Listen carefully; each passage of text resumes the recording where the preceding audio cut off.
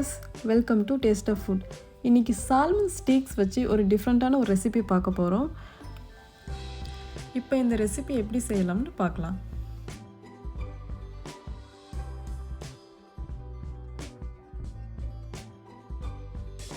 இதுக்கு தேவையான பொருட்கள் salmon sticks, butter, garlic, pepper, salt, அப்புறம் லைம் ஜூஸ். இவ்வளவுதான். இதில் ஒரு முக்கியமான டிப்ஸ் என்னென்னா, சால்மன் ஃபிஷ்ஷை நம்ம நல்லா ட்ரை பண்ணிக்கணும். டிஷ்யூஸ் வச்சு, கிச்சன் டிஷ்யூஸ் வச்சு. அதில் ஈரமே இருக்கக்கூடாது. அப்படி ஈரம் எல்லாம் இருந்ததுன்னா மீன் நல்லா உடையாமல் அழகாக வரும்.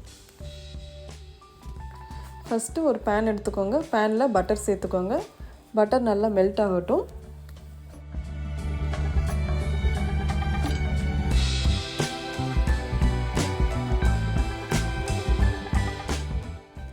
பட்டர் நல்லா மெல்ட் ஆனதுக்கப்புறம் நம்ம பொடியாக நறுக்கின பூண்டை போட்டு நல்லா சாட்டே பண்ணிக்கலாம். பூண்டு நல்லா அந்த பட்டர் கூட சேர்ந்து நல்லா ஃப்ரை ஆகட்டும். பூண்டோட ஸ்மெல்லும் பட்டரோட ஸ்மெல்லும் நல்லா வர ஆரம்பிக்கும். அந்த ஸ்டேஜில் நம்ம சால்மன் ஸ்டிக்ஸை, அதாவது சால்மன் ஃபிஷ்ஷை நம்ம சேர்த்து ஃப்ரை பண்ண ஆரம்பிச்சிடலாம்.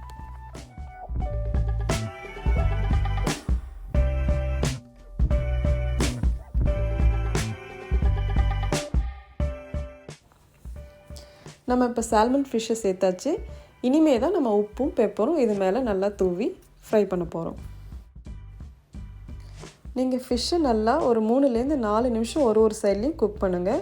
திருப்பி போட்டதுக்கப்புறமா அந்த சைடும் நீங்கள் உப்பும் பெப்பரும் சேர்த்துக்கோங்க. பெப்பர் உங்கள் காரத்துக்கு தகுந்த மாதிரி நீங்கள் எவ்வளோ வேணால் சேர்த்துக்கலாம்.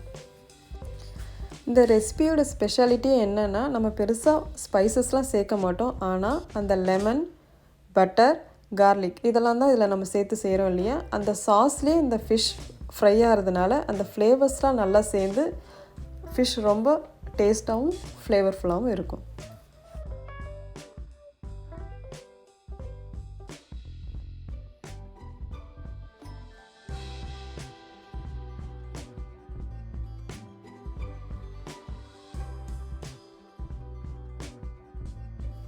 அப்பப்போ பேனை தூக்கி நல்லா மிக்ஸ் பண்ணிக்கோங்க. ஸோ அந்த பட்டரும் கார்லிக்கும் போய் ஃபிஷ்ஷோட நல்லா சேர்ந்து நல்லா மிக்ஸ் ஆகி நல்லா ஃப்ரை ஆகிட்டுருக்கும். இப்போ நம்ம கார்லிக், பட்டர், பெப்பர்லாம் போட்டு நல்லா குக் பண்ணிட்டோம். இன்னும் ஒரு இன்க்ரீடியன்ட் மட்டும் நம்ம இன்னும் சேர்க்கல. அது என்னென்னா லெமன் ஜூஸ். அடுத்து லெமன் ஜூஸும் சேர்த்து இன்னும் ஒரு 2 நிமிஷத்துக்கு குக் பண்ணலாம்.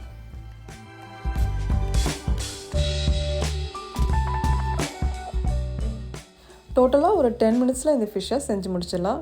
ரொம்ப சிம்பிள் தான்.